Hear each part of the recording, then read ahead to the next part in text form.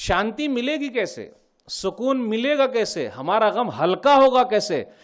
جمے رہیں، حق کو قبول کیا، ایک اللہ کو مانا، صحیح قرآن و حدیث پر آ گئے، جمے رہو، اور جب جمے رہیں گے تو اس کا پھل بھی ملے گا۔ آئیے مثالوں کے ذریعے سمجھتے ہیں۔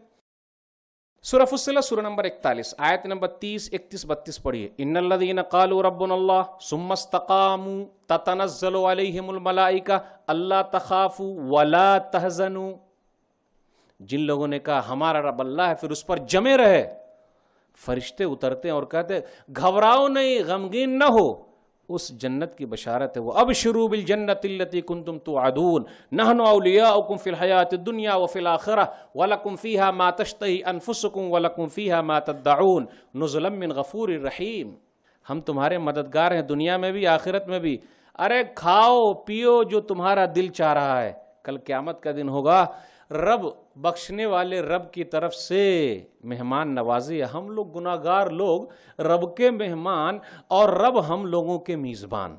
دیکھیے اللہ نے کتنی بڑی نعمت دے رکھی ہے، مثالوں کے ذریعے سمجھتے ہیں۔ ہمیں اور آپ پر کوئی بھی آزمائش نہیں آ رہی، کیا آزمائش ہے بھائی؟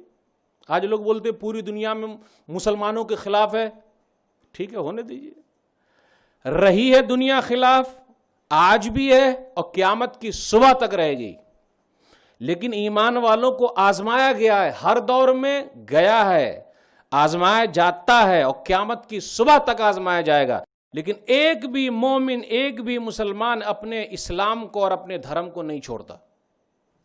الحمدللہ الحمدللہ۔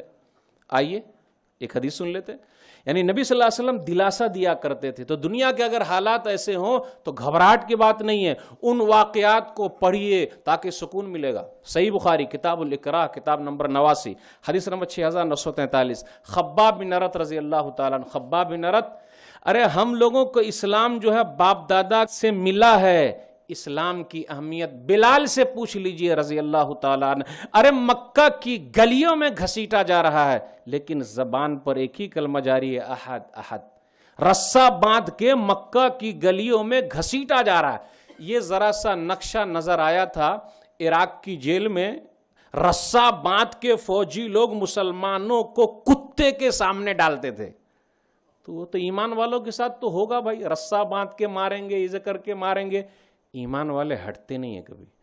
خباب بن ارت رضی اللہ تعالیٰ عنہ، ان کو انگارے پر لٹایا جاتا ہے کلمہ پڑھنے کی وجہ سے، اور پیٹھ سے جو پیپ نکلے انگارہ بجھ جائے، آگ بجھ جائے، لیکن ظالم لوگ چھوڑتے نہیں تھے، لیکن توحید کو انہوں نے نہیں چھوڑا، اسلام کو نہیں چھوڑا، لگے رہے، جمے رہے۔ کتنا بڑا انعام ہے، صحابہ کرام جمے رہے۔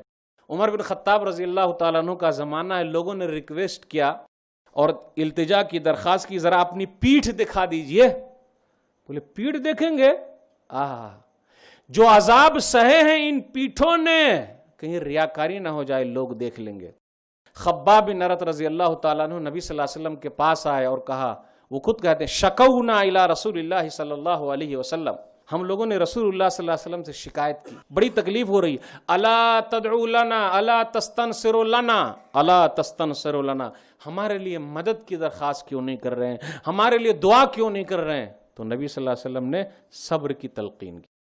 قد كان من قبلكم يؤخذ الرجل فيحفر له في الارض فيجعل فيها فيجاء بالمنشار فيوضع على راسه فيجعل نصفين ويمشط بامشاط الحديد من دون لحمه وعظمه فما يسده ذلك عن ديني۔ تم سے پہلے لوگوں کے حالات کیسے تھے؟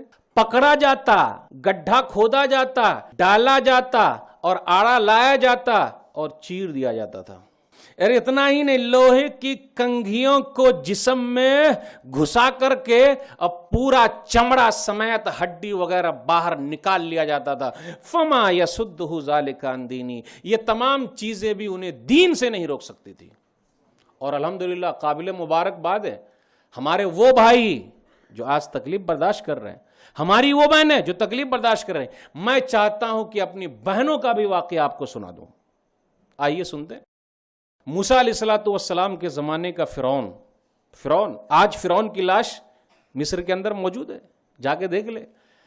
دنیا کے اندر بہت سارے فرعون ہیں، انہیں ڈرنا چاہیے کہ اگر وہ اللہ کو للکاریں گے، اللہ کے قانون کو توڑیں گے تو کہیں اللہ پکڑ نہ لے، کیونکہ اللہ نے چھوڑا نہیں ہے۔ فرعون بڑی دولت اللہ نے دے رکھی تھی، لیکن ایک نوکرانی دیکھیے، جب اسلام اور ایمان دل میں آ جاتا ہے، لاکھ کوئی تکلیف دے، وہ تکلیف عدم ہوا ہو جاتی ہے۔ ہمیں اور آپ کو اسلام باپ دادا کے زمانے سے ملا ہے، اس لیے اس کی اہمیت نہیں ہے۔ مسند احمد جلد نمبر 1 صفحہ نمبر 309 310 پر ایک حدیث آئی ہے، پیارے نبی جناب محمد الرسول اللہ صلی اللہ علیہ وسلم معراج پر گئے۔ جب معراج پر گئے تو خوشبو سونگی، خوشبو بہت اچھی خوشبو آ رہی ہے۔ پوچھا جبریل امین سے، یہ خوشبو کیسی ہے؟ یہ خوشبو فرعون کی بیٹی کو کنگھی کرنے والی عورت نوکرانی، اس کی خوشبو ہے اور اس کے بچوں کی خوشبو ہے۔ میں عورتوں کا واقعہ کیوں سنا رہا ہوں؟ مردوں کے واقعات تو ہم سنتے رہتے ہیں لیکن ایسا نہیں ہے، کیونکہ جب تک عورت پیچھے سے ہاتھ نہ رکھے مرد کامیاب ہو ہی نہیں سکتا۔ پوری دنیا میں جتنے بھی مرد کامیاب ہیں اس کے پیچھے عورت کا ہاتھ ہے ہی۔ اور ان کے ایمان کا کیا کہنا، جمے رہنے کا کیا کہنا۔ یہ واقعہ کیا کہ نبی صلی اللہ علیہ وسلم معراج پر خوشبو سونگتے ہیں، کیوں؟ کیا واقعہ ہے؟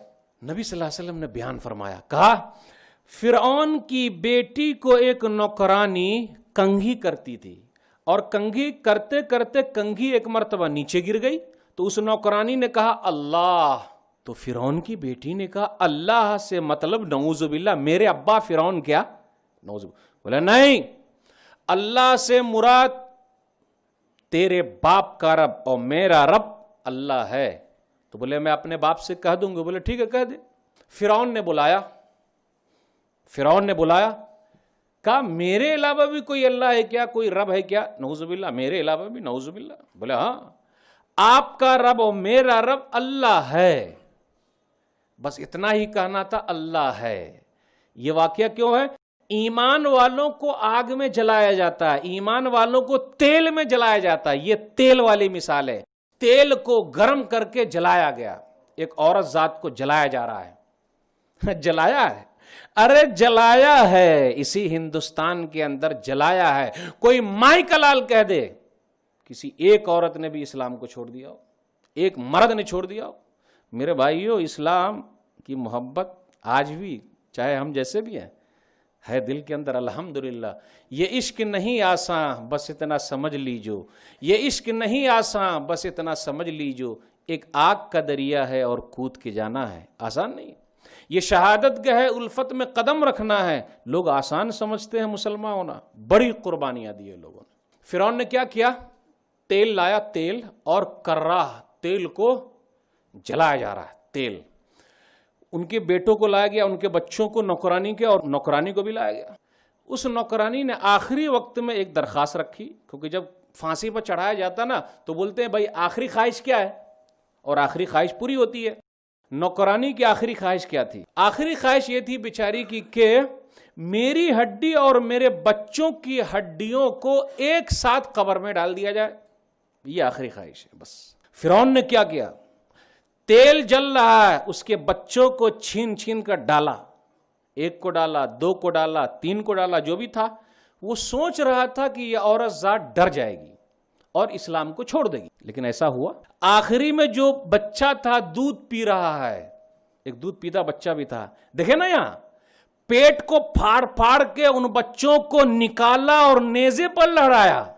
بھائی وہ بھی تو ہندوستان کی ناری ہے، وہ بھی تو عورت ذات ہے، اسے بھی زندہ رہنے کا حق ہے۔ اور بھارتی جو بھی عورت ہے یا دنیا کی کوئی بھی عورت ہے، سب کو سمان دینا چاہیے، اور اسلام سب کو سمان دیتا ہے۔ پیٹ پھاڑ کے نکالنا اور نیزے پر لہرانا، یہ سب فرعون کے چیلے چپاٹے ہیں۔ دودھ پیتا بچہ ہے، اب یہ عورت سوچ رہی ہے کہ میں کیسے کودوں۔ ماں کی ممتا، آج کل بہت سارے لوگ اپنی امی کو کیا بولتے ہیں؟ اے بڈھی خاموش رہ، ٹک ٹک کر رہی ہے۔ نہیں، ماں کا کیا مقام ہے، کیا مرتبہ ہے، ابو کا کیا مقام ہے، کیا مرتبہ ہے۔ اب یہ عورت ذات ذرا سی پیچھے ہٹتی ہے، تقاعست من اجلہ، یعنی اسے یہ لگا کہ کیسے دودھ پیتے بچے کو لے کر کودوں آگ میں، وہ تیل میں، آگ نہیں تیل، وہ تو اور بڑا مسئلہ ہے بھائی، بھن جائیں گے، بروسٹ بن جائیں گے سا۔ لیکن ایمان والے وہ سب نہیں سوچتے۔